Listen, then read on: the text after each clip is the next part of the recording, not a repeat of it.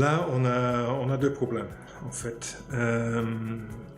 Si on divise le financement qu'on a mis à la disposition de la Tunisie, ça se divise généralement en deux. Et des 4,6 milliards, il y a 2,8 milliards qui ont été donnés à travers des appuis budgétaires. Un appui budgétaire a généralement deux objectifs. Un, la stabilisation de l'économie d'un pays et de contribuer à la stabilisation de l'économie d'un pays dans une période de transition. C'est une mesure temporaire, bien sûr. Et deux, appuyer des réformes. Je pense qu'en ce qui concerne la stabilisation de l'économie tunisienne dans une période de crise, en 2012, encore une fois en 2016, encore une fois en 2018, quand il y a eu l'augmentation rapide des prix de pétrole, on a réussi à mobiliser des ressources Banque mondiale et aussi des ressources des autres partenaires en appui budgétaire qui ont vraiment contribué à la stabilisation de l'économie tunisienne. Mais si on regarde l'impact de ces appuis budgétaires en termes de réussite des réformes économiques et des réformes structurantes, là, la balance est beaucoup plus mitigée. Il est mitigé pour trois raisons.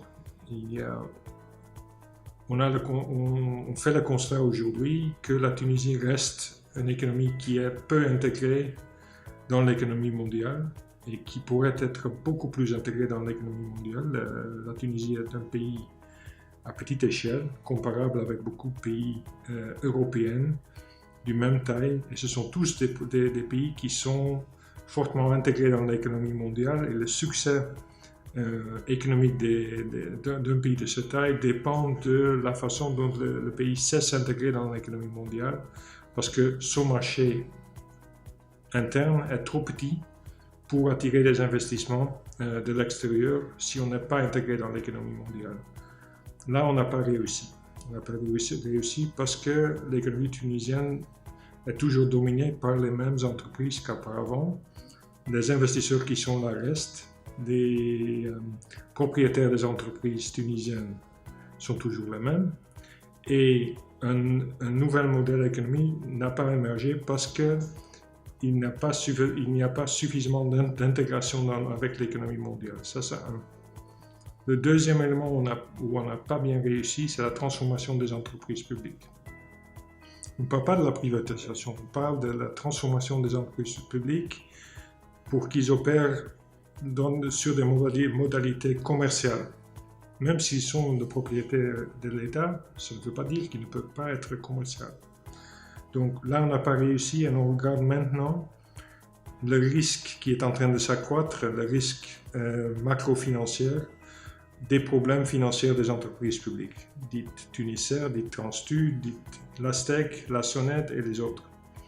Donc les efforts qui ont été mis dans des actions dans les appuis budgétaires pour appuyer la réforme des entreprises publiques n'ont pas réussi et on est aujourd'hui à une situation de presque échec. Là où on a eu beaucoup plus de résultats positifs, c'est sur les mesures de transparence, la création des institutions démocratiques et autres, notamment appuyées par des autres partenaires, parce que la Banque mondiale n'est pas une institution politique. On ne s'engage pas trop dans la politique de la matière, c'est plutôt les autres partenaires qui le font. Là, il y a eu des bons résultats. Donc, on a partiellement raté l'opportunité d'appuyer la Tunisie en termes des réformes structurantes du côté partenaire, du côté gouvernement. Et il faut qu'on mène une réflexion avec le nouveau gouvernement. Pourquoi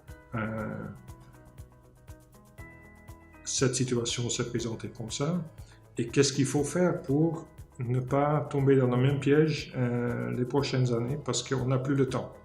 La situation macroéconomique est tellement difficile pour 2020-2021 qu'on ne peut pas se permettre de perdre beaucoup plus de temps. Donc, ça c'est donc la côté appui budgétaire. On peut parler après aussi du côté investissement. Parce qu'on a quand même aussi mis 1,8 milliard de dollars sur des projets d'investissement. où aujourd'hui on est aussi dans une situation critique où ces projets ne se mettent plus en œuvre parce que le gouvernement n'est plus capable de les mettre en œuvre et il y a vraiment de l'argent disponible, beaucoup d'argent disponible. Les entreprises publiques n'ont pas d'autonomie. Donc ils opèrent sur les instructions du gouvernement. Si le directeur commercial de Tunisair me parle sur les routes que Tunisair doit servir, c'est une instruction partielle du gouvernement. Ce n'est pas basé sur des considérations commerciales. Il y a des considérations commerciales, mais il y a des considérations politiques qui n'ont rien à faire avec l'opération commerciale de Tunisair. Donc ça c'est un exemple. Donc c'est un contrôle direct et un ordre direct des ministères sur les entreprises publiques, donc pas d'autonomie de gestion. Après, si on regarde les conseils d'administration des entreprises publiques, il s'agit des fonctionnaires et pas des experts ou des personnalités avec le savoir-faire dans la gestion des grandes entreprises. Donc, on a des conseils qui sont administratifs et pas stratégiques. Et finalement, il y a la question de recouvrement. Le recouvrement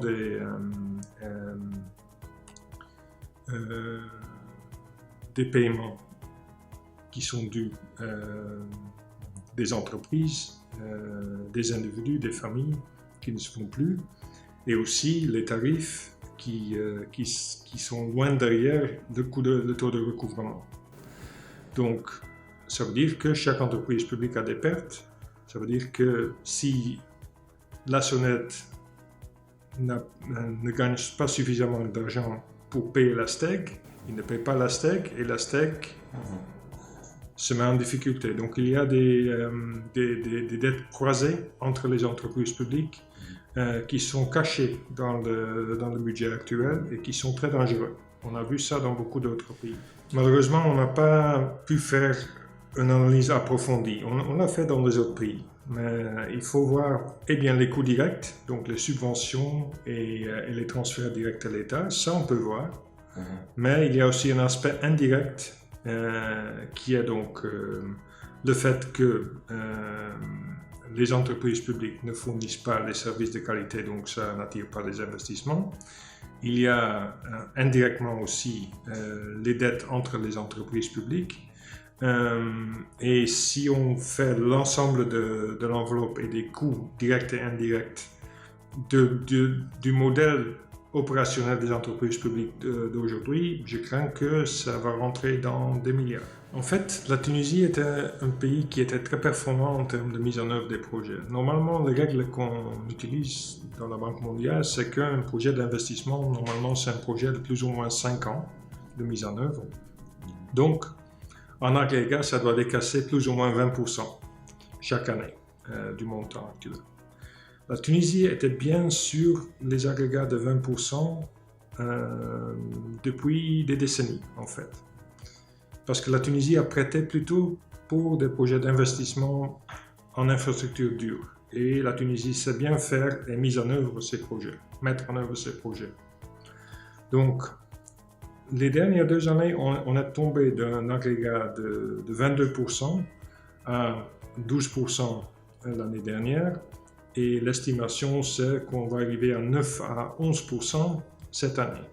Donc, la Tunisie ne consomme que la moitié, ou moins de la moitié, de ce qu'il devait consommer pour mettre en œuvre les projets en temps réel et dans les limites prévues. Pourquoi ça c'est grave? Ça c'est grave parce qu'on a changé l'approche portefeuille de la Banque mondiale depuis 2015 et on s'est mis beaucoup plus sur des projets innovateurs qui ont pour objectif de créer l'emploi et de développer une économie de haute valeur ajoutée au lieu de l'économie de basse valeur ajoutée qui était la Tunisie du passé, qui l'est toujours, mais ça doit être changé si la Tunisie doit devenir une économie bien intégrée dans l'économie mondiale, avec des opportunités pour les jeunes et pour tout le monde.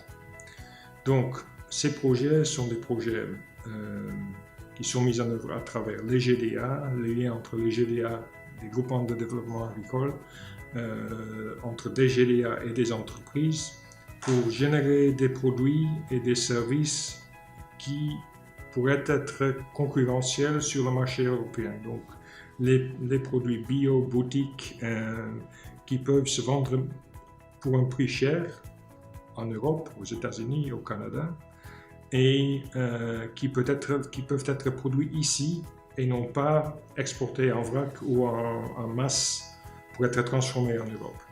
Donc, on a 4 projets, par exemple, qui ont été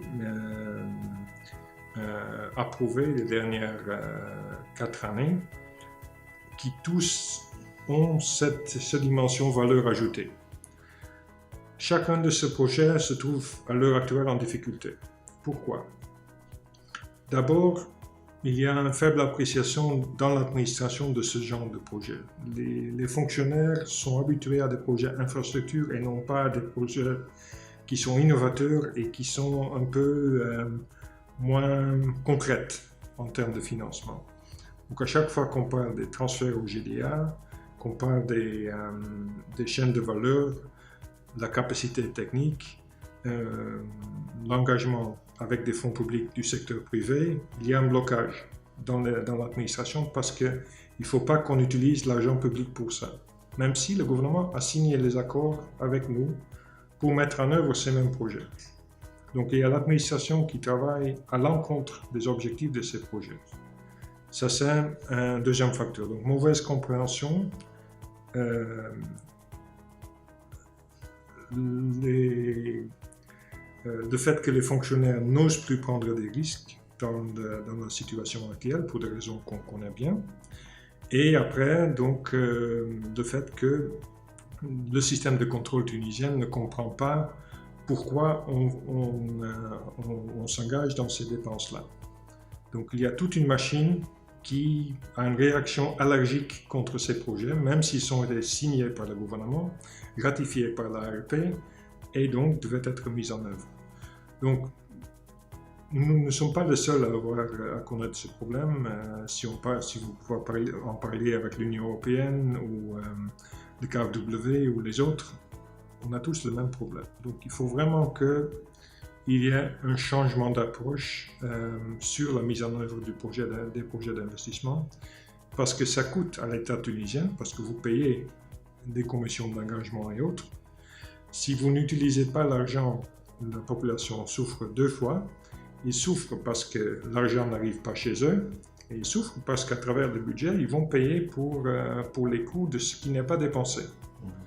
Donc, le vrai souci qu'on a côté Banque mondiale, c'est qu'on n'arrive pas à atteindre les objectifs qu'on s'est mis ensemble avec le gouvernement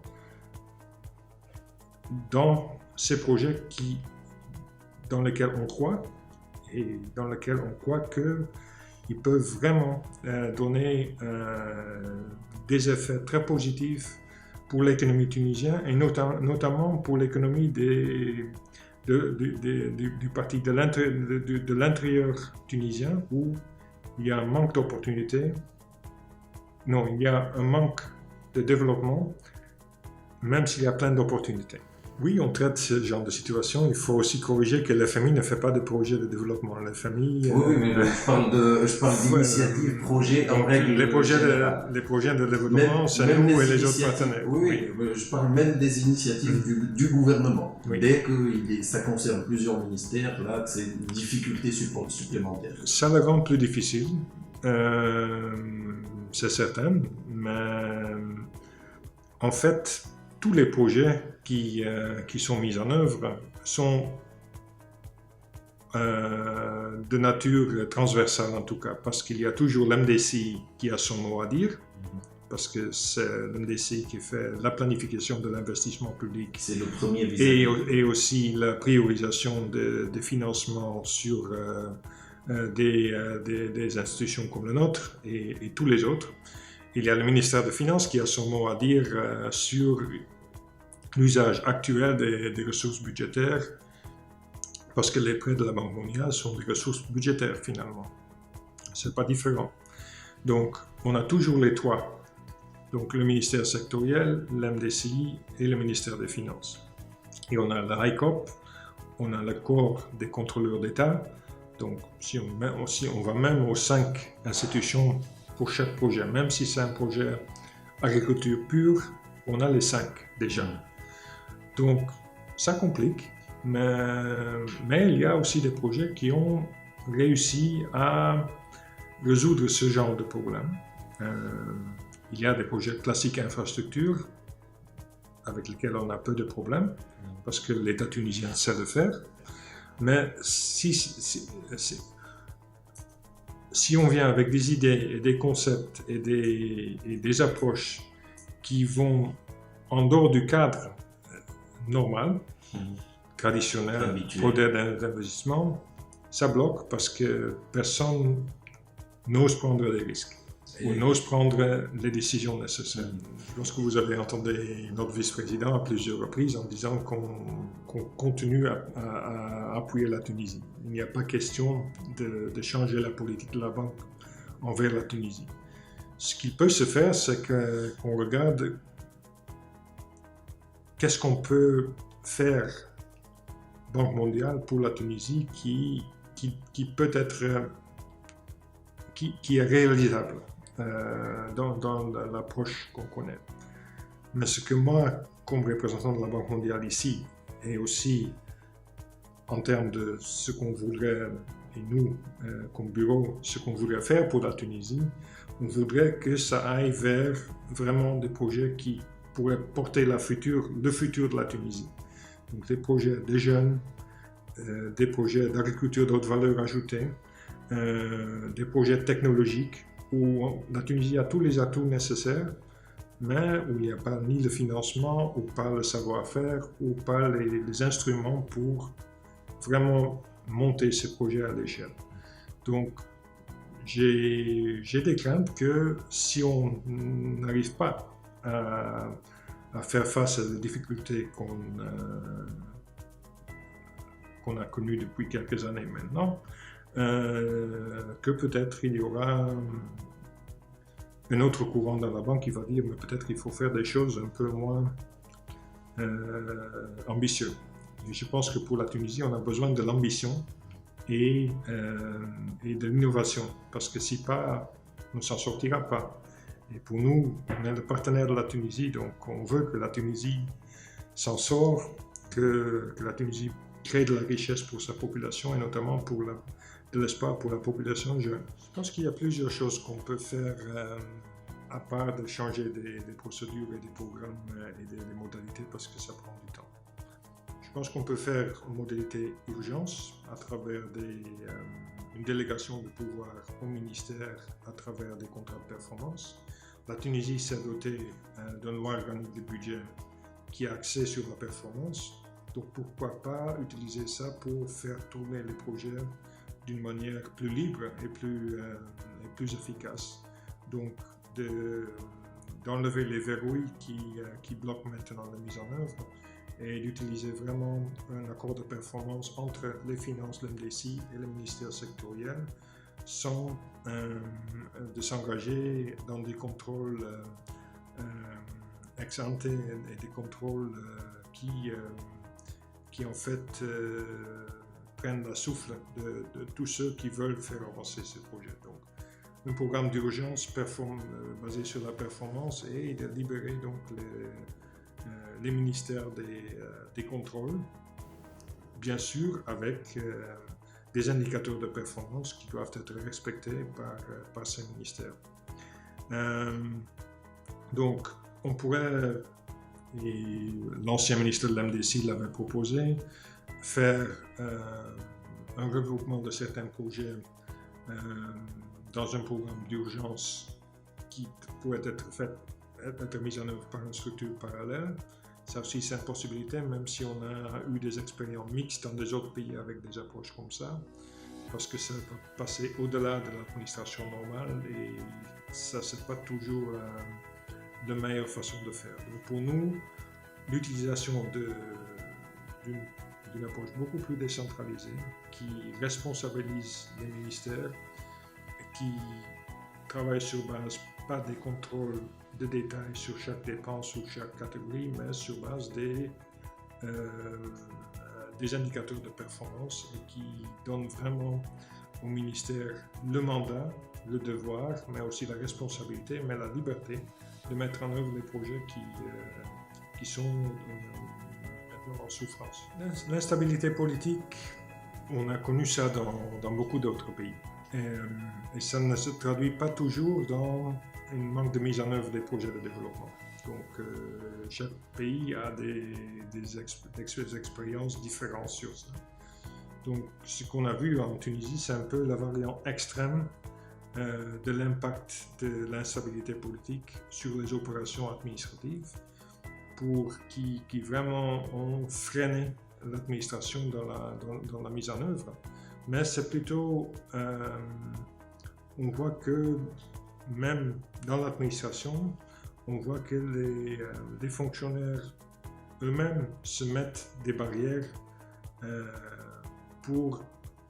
contre la mise en œuvre des projets pour lesquels ils font se responsables parce qu'ils regardent d'abord comment ça peut être vu par l'autorité politique. Est-ce que je dois prendre cette discussion? Quel risque est-ce que je prends avec cette décision? Donc, la réaction de l'administration tunisienne a été un peu extrême dans ce sens-là. D'abord, vraiment regarder les réformes structurantes et voir qu'est-ce qui peut être fait dans les premiers 6 mois de ce gouvernement, quelles sont les mesures qui, peuvent être vues par la population comme une réaction au mandat que ce gouvernement, et notamment le président de la République, a reçu de la population. Quelles sont les réformes qui, pourraient ramener une mesure de confiance entre la population et la classe politique et le gouvernement. Donc, mener une bonne réflexion sur ça, et notamment les mesures socio-économiques. Qu'est-ce qu'il faut faire? Qu'est-ce qu'il est absolument nécessaire en termes de rétablir la balance macro-fiscale et budgétaire, mais aussi en termes de prendre quelques mesures d'urgence sur la création des emplois en utilisant les ressources d'investissement disponibles. On est prêt à regarder nos projets et de les réduire si vraiment ça ne va pas et de réutiliser cet argent pour autre chose et aussi d'investir dans des priorités qui seront mises par le gouvernement. Donc il y a une certaine flexibilité et volonté de regarder certains investissements qui sont compris dans des projets actuels. Mais je pense que le principe qu'on devait respecter dans ce dialogue, c'est vraiment de faire profiter l'intérieur du pays et contribuer au développement d'un modèle économique différent que le modèle actuel qui, pour nous, est vraiment un modèle dépassé. En fait, les projets qu'on a sont des projets adoptés par le Conseil des ministres, ratifiés par l'ARP, discutés et débattés par l'ARP. Donc tout ce qu'on a fait ensemble avec le gouvernement. La banque finance des projets priorisés par le gouvernement et on aide à conceptualiser ces projets avec la connaissance et l'expérience mondiale qu'on a. Donc, je pense que, notamment, si on regarde notre portefeuille d'investissement, vous n'y trouverez rien qui n'est pas dans l'intérêt de la population tunisienne. Il s'agit de la modernisation du système de l'éducation supérieure, des investissements dans l'éducation, des investissements pour l'inclusion économique des jeunes tunisiens, la transformation du système de l'exploitation des ressources naturelles forestières et agricoles, le développement des paysages oasiens et des projets qui vont dans le cœur du développement économique et social tunisien. En termes de les réformes structurantes, ce qu'on propose, c'est une libéralisation de l'économie pour amener des investissements et du savoir-faire de l'extérieur vers la Tunisie qui peut être combiné avec des initiatives qui sont plus de bas en haut, vers le haut, qu'on appuie à travers les projets pour que ça peut trouver son élan et sa durabilité pour le développement économique tunisien et notamment, encore une fois, pour l'intérieur du pays.